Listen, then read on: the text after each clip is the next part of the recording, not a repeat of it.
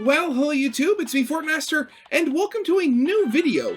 This is an endless labyrinth. How big is Aperture Science? Made by Moldbun. So trying to think of that. Honestly, it's been a long time since I played Portal, but given that canonically Portal takes place in the same universe as Half-Life, and you see how stupidly big Black Mesa is, and Black Mesa isn't controlled by an AI obsessed with testing that has theoretically unlimited resources since it doesn't have to worry about money. Now, trying to remember my Portal 2 lore and gameplay here, if I remember correctly, Cave Johnson initially bought like a bunch of salt mines, and the original testing spheres were built into those, and then it just sort of ballooned out from there, seemingly. But just trying to think of because, again, you see in Portal 2, especially during, the parts where Wheatley's in control, and you see, the cavernous void that is Aperture Science outside the test chambers. How are you even going to quantify that? Are there some sort of, books or stories that take place in Portal that I wasn't aware of? Because I know there are the comics that follow Ratman, but are there, any more that I don't know of? Definitely gonna have to see. But yeah, we should probably get this thing started then. So, of course, as always, original videos linked in the description if you haven't seen it for some reason. Corner video linked to my Let's Play of the Day. And if you like this video, I'd very much appreciate it if you give the video a like and subscribe to my channel, because I know how this works. The vast majority of the people that watch my videos are not actually subscribed, and I'd very much like that to change, because I'm really hoping to hit 5,000 subscribers this year, hopefully. But yeah, with all that out of the way, let's get this thing started then, shall we? Valve Software is well known for their innovative gameplay and iconic stories, but is less recognized for their love of ridiculously oversized facilities and structures. Look no further than Black Mesa, the Citadel, and especially Aperture Science. While the two former facilities are massive in their own right, Aperture's subterranean research facility dwarfs them both. Except, the Aperture Science Enrichment Center isn't just larger than the Citadel and Black Mesa, but rather absolutely gargantuan in scale. Those familiar with both Portal and its sequel will recognize this fact. But what we see simply as players in both games barely shows us the true scale of the facility. By performing copious amounts of math, examining in-game environments, character dialogue, map geometry, ARGs, and unused content, we can get a much clearer picture into not only the size of Aperture Science, but the logistics and technology that allows a facility larger than the island of Manhattan to operate. Oh, okay. Again, the ultimate weapon when trying to figure out lore and how realistic video game environments and stuff are. Math. This is the unimaginable size of the Aperture Science Enrichment Center. Brain mapping. Artificial intelligence. We should have been working on it 30 years ago. You can head on back to your desk. It's often suggested that based on developer commentary and in-game dialogue, that Portal 2 takes place roughly 50,000 years after the events of the first game. While some debate this, with suggestions that it only takes place 50 years after or even less, we nonetheless have to go decades back in time, even before the original game, to understand the true scale of the facility. In January 1944, a young shower curtain salesman by the name of Cave Johnson decides to purchase a salt mine in the Upper Peninsula of the state of Michigan. It's a rather strange decision, especially with the young Johnson stating that the future is here, and it's under the Earth's crust, with the subtitle of the headline stating that it will bring science industry to Upper Michigan. This would mark the beginning of Aperture Science, which would be... That is weird. That's one of those things that I never really thought about. I mean, of course we know Black Mesa takes place in, New Mexico. But, I never imagined... it was just one of those things. I never actually imagined that, Portal, actually took place in a concrete place. But no, it takes place in Michigan, of all places. Jeez, it's actually closer than I thought. Founded as Aperture Science Innovators 3 years later in 1947. As a company just starting out, its initial footprint would be absolutely enormous, given its establishment in a former salt mine. If Johnson was seeking to satiate his sodium cravings, this was an excellent solution. The chicken enchilada burrito paired with a steak quesadilla from Taco Bell could easily accomplish this. But Mr. Johnson was not a man captivated with such delicacies. However, if he was instead looking for a large, confined space to build up his new science company, a salt mine actually makes complete sense given their scale. This science company. But also, yeah, I do, well, just thinking about it, because, like, I know that there are a couple of, like, either abandoned salt mines or just active salt mines where in their, like, their wings that have been, you know, mined out completely, they've actually set up, like, archives and stuff like that, because the remains of, like, the salt mine and stuff like that keep the air so dry, it makes like sure that stuff doesn't, like, grow moldy and stuff like that. Generally, salt mines encompass long tunnels, huge, cavernous rooms, and generally go hundreds of meters below the surface. What Johnson ultimately possesses is thousands of meters of empty space to build in, leading to the construction of the 9 enrichment shafts that would be seen in the later chapters of Portal 2. What is readily apparent when first arriving at Test Shaft 09, nicknamed Zulu Bunsen, is that the testing spheres in the caves they are constructed within are utterly enormous, and extremely deep underground. Numerous times throughout Chapter 6 and 7, we see infographics showing that the shaft is composed of 9 testing spheres, which mirrors the setup of the remaining 8 enrichment shafts. The seemingly enormous spheres do pose an important question. Exactly how deep underground does the facility go? Another thing, though, pretty sure, you know, Mold One here is going to go over the theoretical logistics of trying to build something like this. But thinking about it, I wonder why this area hasn't been, like, repurposed at all from Gladys. I wonder why this area hadn't been, like, repurposed by Gladys at all. Because granted, I mean, you know, when she first falls down as the potato, there is the whole thing of where, like, she doesn't remember Cave Johnson or, you know, anything else. But you'd think that, oh, hey, there's this huge section of Aperture Science that isn't being used and is just being left to decay. This could be, you know, this is basically just free real estate to set up new tests and stuff like that. Because, like, I mean, she's an AI. It's not like she has... I mean, she's an AI obsessed with tests and science. It's not like... I doubt, I mean, if she wanted to keep, like, Cave Johnson's recordings as memories, I mean, she could easily do that, and I don't think she'd be, you know, the kind to be nostalgic for this a period of time. And do we have to ward off pyrocynical to the presence of these big and round objects? The latter is for a different time, but for the former, our first indication of the depth of the facility comes prior to Wheatley's takeover, when he states that, "And we're only seeing the top layer! It goes down for miles!" In addition to Wheatley's dialogue, the plural usage of the word miles, and the newspaper dictating that it's under the Earth's crust, gives us a clear indication that the very bottom of the facility deep, yeah, is in fact miles deep, even if the quote from Cave Johnson is just a figure of speech and not meant to be factual. After all, this is coming from a man who created an army of mantis men, allegedly. Further confirmation of the extreme depth of the... God, yeah. The Mantis Men. Oh god, now I want to play the other maps where you're going through, like, other dimensions again. Ah, army of mantises.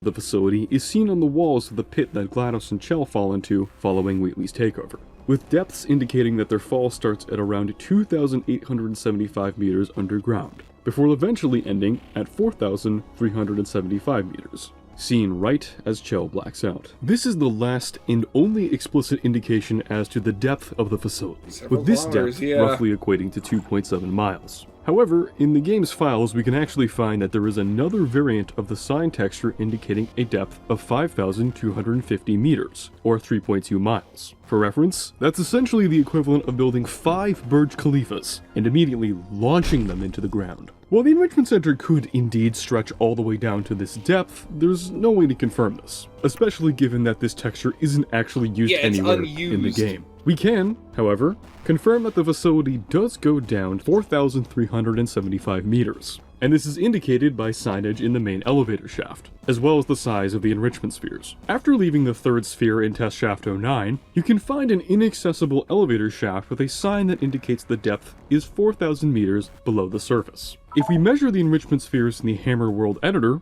we can determine that they have an equal width and height of 78 meters. So they actually are spheres. 3 chambers by this point, there is at least a depth of 234 meters from this height in the shaft to the very bottom of the first sphere. The same infographic showing the entirety of the test shaft shows that there are 9 spheres, with seemingly equal distance between them. However, the distance in-game varies depending on what level you're on. In this scenario, we'll go by the infographic, and compare the distance between spheres by measuring them in the map SP-A3 Transition 01. By doing so, we can determine there is a distance of 26 meters between each sphere. And if we multiply this measurement by 3 to account for the distance between the 3 spheres, and the gap below the first one, we get a total height of 312 meters. So what's the importance of this distance? Why does it matter at all when discussing the depth of the facility? Because it's basically saying that the shafts are at the bottom of even deeper areas if, the bottom of the shafts are, over 4,000 meters underground. Recall the last sign you see while falling in the pit. It shows a depth of 4,375 meters. With a height of 312 meters from the first to third sphere, it proves that this depth marker is largely accurate, and that it couldn't be anywhere near 5,000 meters below ground, at least in test shaft 09. To further confirm this point, we can also measure the distance between the first sphere in the shaft with the water below, which gives us a distance of 48 meters. If you add that to our previous total, we then get a precise height of 350 meters. This means we're only 25 meters off from meeting the exact depth seen during the fall. But we don't actually need to measure anything else. This is because Chell starts to black out right before you can even get a good look at the sign indicating the depth of 4,375 meters. Since we don't see the remainder of Chell's fall after this, we can assume that her fall only continues 25 meters after the fact. Now, I know what you're saying. What if it actually is 5,000 meters below the surface, and she bounces off of a giant trampoline? This is fair, but I raise you a different point. If we continue using the elevator shaft as a reference for the depth of the old facility, we can determine that the entire height of each test shaft roughly tops out at 1,475 meters. We know this because the last depth sign we see in the shaft shows a depth of 2,900 meters. And if we subtract this by the presumed depth of 4,375 meters, we get our new depth. However, if we measure the height of the shaft by using the spheres instead of the elevator signs, we can determine that the total height is 910 meters. We get this number by multiplying the sphere height of 78 meters by 9 times, and the distance of 26 meters between each sphere by 8 times. This effectively means that we're missing 500 meters of space. And while you can certainly grab a few meters here and there given the varied distance of the spheres, it doesn't make enough of a difference to make any significant changes to the height. If you consider that we only ever see 7 spheres in test shaft 9, and only even enter 6 to begin with, there is the possibility that the remaining 2 are underneath the first sphere we see upon entering the shaft. Were this to be the case, then that means that the height of the spheres is only 702 meters. And if you further analyze discrepancies between the highest and deepest depth signs, then the logic starts to falter a little bit. Though, no one ever said that Portal was a logical game. If we're going by the actual dimensions in the maps themselves, as we have been thus far, then ultimately, the depth of 4,375 meters is, in fact, accurate. While the depth of the facility is certainly deep, it's also equally plausible that the width of the facility exceeds the depth measurement. We know this based off of the skybox in the opening portion of Chapter 6, known as the Tartaros Pit. If you look beyond the junkyard, you see dozens of large pillars similar to that in the immediate vicinity of Chell. We know that the test shafts themselves span a width of hundreds of meters and are connected by train, as confirmed by a sign near the bottom of test shaft 9. The length of the Tartaros Pit absolutely exceeds the width of all 9 shafts, so there is likely some form of transport from one end of the facility to the other.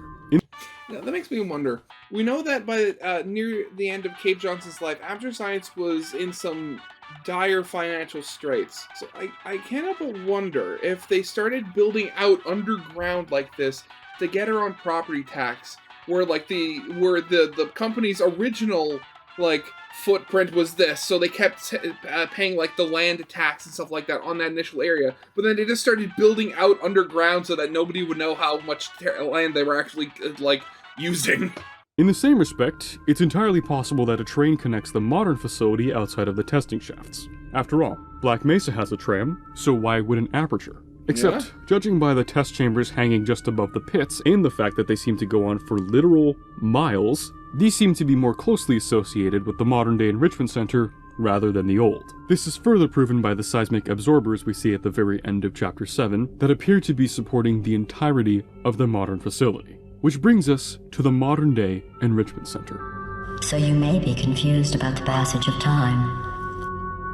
The point is, yesterday was your birthday. I thought you'd want to know. Given what we know about the Aperture Science enrichment shafts, the modern facility is significantly closer to the surface than its predecessor. The exact depth it reaches is somewhat questionable, and this is largely due to the fact that the last marker we see upon leaving the original facility dictates a depth of 2,900 meters. However, in the Tartaros pit we can see modern Aperture infrastructure just above, which is assumed to be 4,250 meters below the surface at a minimum. In this instance, let's assume that these are probably hundreds of meters above rather than just being on top of our heads like they are from Chill's perspective. Regardless of how deep the modern facility goes, we do know that it is largely contained near the surface, and isn't below the Earth's crust like the portion built within the salt mines. In fact, it's likely very close to the surface itself, at least with some portions of the facility. Yeah, given that, in the beginning of the game, you're literally walking through some test chambers that have, actual sunlight beaming in and actual plants growing inside. While GLaDOS does state that You're not breathing real air. It's too expensive to pump this far down. it would indicate that the facility is not right below the surface. However, this still could be the case, and she may literally be saying that even at a small depth, it's cost prohibitive to pump in fresh air from the surface. The more likely scenario is that she's just trying to cause Chell to have an existential crisis due to the lack of exposure to any natural elements like sunlight or air. However, there's more evidence suggesting the modern-day facility's close proximity to the surface than there is not. If we refer to a familiar Wheatley quote, And we're only seeing the top layer. It goes down for miles. it is direct confirmation that at least with the portion of the facility that GLaDOS resides in, that they're at the top of the facility, which is likely just below the surface. This is confirmed in part due to the ERC. The ERC, or Extended Relaxation Center, is the first portion of the facility seen at the start of Portal 2, a vast complex filled with relaxation chambers that preserve test subjects for a long period of time. Though not long enough, seemingly. Much like Chell. Upon being rescued by Wheatley, his subsequent destruction of the chamber that Chell resides in reveals that this is just one of hundreds of chambers in an absolutely enormous section of the facility. While it certainly appears large as a player going through the game, it happens to be significantly larger than one might anticipate. For one, we know that at a bare minimum there are 10,000 relaxation chambers in the center, which is derived from Wheatley saying that, And whose fault do you think it's going to be when the management comes down here and finds 10,000 flipping vegetables? Wheatley is likely rounding down or up. I mean, come on, the guy is a moron. But if we take the measurements of the relaxation chamber and apply that to the 3 rows of chambers we see in the skybox, we get a total of 3,828 chambers. We can get a rough estimate of how large the center is, and by rounding the length of each row from 28 to 30 chambers, we can then multiply all 3 rows by 3 to get a length of 69 chambers long, getting us a total of 9,108 chambers. If we add an extra 924 chambers to round it out as close to 10,000 as possible, then we get an absolute length of 83 chambers, which if multiplied by the individual chamber length of 33 feet, gets us a total length of 2,739 feet. You also have to add some more feet into there just so they're not all, touching face to face. There is space in between, the walls, so to speak. Roughly half a mile, or 834 meters in length. And this is just accounting for the containers themselves rather than the entire center. This is roughly equivalent to the entire length of the Boston Common in the capital city of Massachusetts. It is an enormous facility even by just these numbers, because by measuring the rest of the skybox and the main map itself, we can get an even more accurate representation of the size. In terms of length, the remaining length of the skybox, excluding the chambers, is a total of 2,304 feet, which, combined with the chamber total, means that the absolute length of the entire center is a length of 5,043 feet, nearly a mile, or 1,537 meters. For comparison, This is just slightly shorter than Concourse A at the Detroit Metropolitan Airport, notable for being the second longest airport concourse in the entire world. In the same respect, we can use the same measurements to determine the width and depth of this room. By using the docking station sign as a height reference, the ceiling of the gameplay portion of the ERC is roughly 129 feet above the sign, and stretches down at least 500 feet further, giving us a minimum of 629 feet in height. By measuring the distance between the ceiling and bottom of the chambers in the skybox, we get a height of 1,104 feet, which technically tracks given the portion of the centered shell is found in does not reach the surface. So the extra 500 feet actually compensates perfectly for this difference. You might suggest that these gaps in the ceiling of the extended relaxation center, the dilapidated test chambers from the original game, and the room that GLaDOS is found in aren't actually holes to the surface. I find this suggestion to be odd, because the presence of plants and chirping birds absolutely implies as such. Where would this light source be coming from otherwise? While the facility does have power even in its destroyed state, the proximity to the surface only makes sense. Chell does inflict heavy damage upon the facility at the end of the first game. And if the facility has been left to rot for 50, much less 50,000 years, there's no question that there would be structural damage resulting in the collapse of the ceilings. Further evidence suggesting that this is indeed sunlight comes from when you get the portal gun. Jeez, can you imagine that? It's so much damage that there's just continual holes all the way down. Like sunlight pierce the darkest pits of hell. Is that, in actuality, that's really what Aperture Science is? If you look up, you find a chart depicting what appears to be phases of the moon, and given that it is centered around a hole in the ceiling, there is no other interpretation to be made here rather than this is indeed a hole to the surface. While going through test chambers and eventually escaping the watchful eye of GLaDOS, we get further glimpses into the scale of the facility. They're albeit not as big as places like the enrichment spheres or the ERC, but our next true glimpse as to the scale of the facility comes from when Wheatley has full control. As Chell and GLaDOS approach Wheatley's lair, a portion of the facility collapses, that's the part I was talking about earlier. Of his destruction, and the test chambers that surround him. While these likely aren't the limits of how far the test chambers stretch, I mean, for one, we literally go through so many other sections with dozens of test chambers, it gives us a rough estimate of how far these chambers go. Which, God, thinking about it, like, at this point, in this game, Chell is seemingly the only person being tested. I mean, granted, there is that one bit where they where if you look, you can catch like Atlas and Peabody, like the co-op robots, and I suspect that eventually GLaDOS would make more of them to have more tests going on simultaneously. But like, man, that is a lot of wasted space for just a single person who's being tested. The size also varies per chamber. So for consistency, each chamber will be based off of the measurements gathered from chamberfx.mdl. In the same respect, we'll count the amount of test chambers from the model fin3 background elements alt.mdl to determine the rough width and height. There's about 25 chambers from left to right near the top layer, which is seemingly the widest. This means that the chambers stretch to around 2,000 feet wide, or 609 meters. The actual width of the chambers themselves is 1,600 feet, but I've added 400 to accommodate for gaps and extra space. Using the same method, we can determine the height. With 17 chambers reaching from top to bottom, we get a total height of 880 feet, or 268 meters. The height of the chambers alone is 680 feet, but 200 has been added for padding, much like the width. It's been suggested that the orange glow behind the chambers is the sun, but this can't be the case because it would imply that the facility is built off of the side of a cliff. Yeah, I always interpreted that as the glow of the reactor glowing, because, Wheatley wasn't monitoring it properly. The more likely and realistic scenario is that this is the impending reactor explosion that GLaDOS is trying to stop. After all, the final step to defeating Wheatley is shooting a hole through the ceiling into the night sky onto the moon. So let's say that they are close to the surface, and then that is the sun. That means the moon landing was faked. So what's the surface really like? Are you trying to escape? Things have changed since the last time you left the building. What's going on out there will make you wish you were back in here. Unlike its sister series Half-Life, the Portal franchise rarely ever shows us what the surface of the facility is like.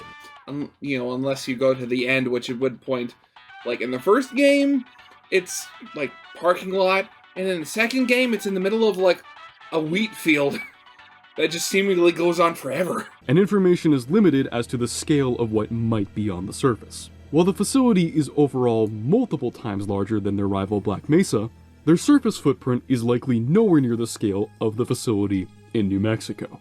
We can glean this just from the nature of playing the games, because you never interact with anything on the surface as a player. The most explicit view of the surface we see in any of the games is at the very end of the original title, where Chell and GLaDOS lie in the parking lot of the facility, with the only structure in sight being a guardhouse. Beyond the maintenance shed we see at the end of Portal 2, the parking lot on the surface is seemingly the only surface structure with Aperture's branding that exists. While numerous story bits and designs were retconned and changed between the first game and its sequel, we do know that this parking lot, and potentially many more, do exist due to Cave Johnson saying, Yes, you. Box your stuff. Out the front door. Parking lot. Car. Goodbye.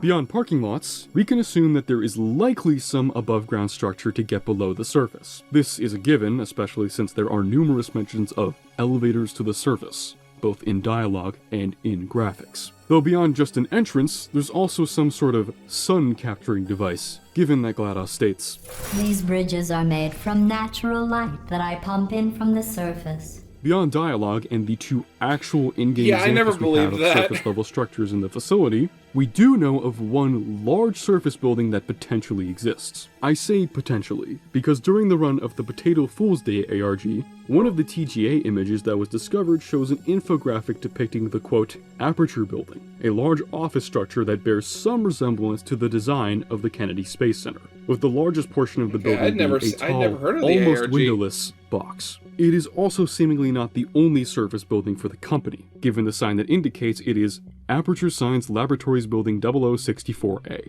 with the specific numbering suggesting this is one of many. This is the only official art known to exist that shows a surface structure for the company, seemingly referred to as Aperture Laboratories, with an extra A. There's actually another TGA file from the ARG that depicts concepts of the ruined chamber that GLaDOS resides in. Given that she and Chell both ascend into the air at the end of the first game, and eventually end up in a parking lot, it's not too much of a stretch to assume that the central AI chamber is literally underneath a parking lot. After all, in this very same concept art we can see that the sky is open with sunlight streaming in, and there are cars among the ruins of the facility. While we know that the primary facility for the company resides at Upper Michigan, the data retrieved by Alex and Gordon in Half-Life 2 Episode 2 reveals the schematics for the Borealis, an Aperture Science research ship that bears some significant secret that could aid the resistance against the Combine. As Alex, Gordon, Dr. Kleiner, and Eli review the data, one image in particular indicates the existence of the Aperture Science Labs and Administration Assisted Jaunt Center, located in Cleveland, Ohio. With both the Borealis schematic and the Potato Fool's Day TGA file, it is entirely possible that the primary facility is largely underground, with additional facilities across the Great Lakes region. This evidence seemingly suggests as such, although it is worth pointing out that Episode 2 preceded the release of Portal 2 by 4 years, and we know from the ship overboard Easter egg that the Borealis was likely constructed 4,000 meters underground in the Michigan facility. Man, that is a dry dock if I've ever heard one. I mean, granted, they do have portal technology, so they might have had some easy way of getting it out, but, that still would have been just an absolute pain. Now, she'll argue. She'll say she can't. She's modest like that, but you make her. Of science. We're still doing science, sir. It is likely obvious that determining the absolute size of the Aperture Science Enrichment Center is effectively impossible. Even by researching beyond the 2 mainline Portal games, it's difficult to actually get a limit to the size of the facility. As we see in the Tartaros Pit, the Extended Relaxation Center, and outside of Wheatley's central AI chamber, the facility seemingly stretches on for literal miles. Given that the enrichment shafts are connected by train, and even considering how big they are on their own, the modern facility is absolutely larger by width and length. With this in mind, it likely also has some form of transportation, especially given the insane size of the facility. Mods like Portal Revolution and Portal Stories Mel were not taken into account for this video, but I find their interpretations of the facility to make a lot of sense. God, I remember I tried playing Portal Stories Mel once. I got stuck and I never ended up looking up how to actually solve the one puzzle I was stuck on. But that might be a good idea to play play on the channel. That might be fun. Especially with Mel showcasing more of what the surface is actually like. Though, until we get the next Half-Life game, or if we ever get another Portal game, we're likely never going to know the true scale of Aperture Science. But at the very least, we know this place is just enormous. So no matter what, do not tell Pyrocynical about its size. If he ever learns, God help us. Thank you so much for watching. If you enjoy... Okay, so honestly, I know there was something going on with Pyrocynical, but what is he referring to when he talks about him in this context? I'm not entirely sure. Enjoyed this video?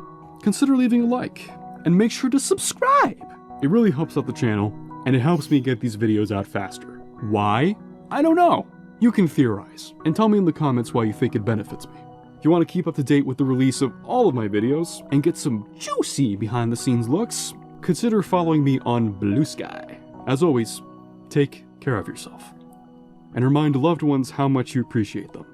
And you know why? Because we can always use a little bit more love in the world. Take care.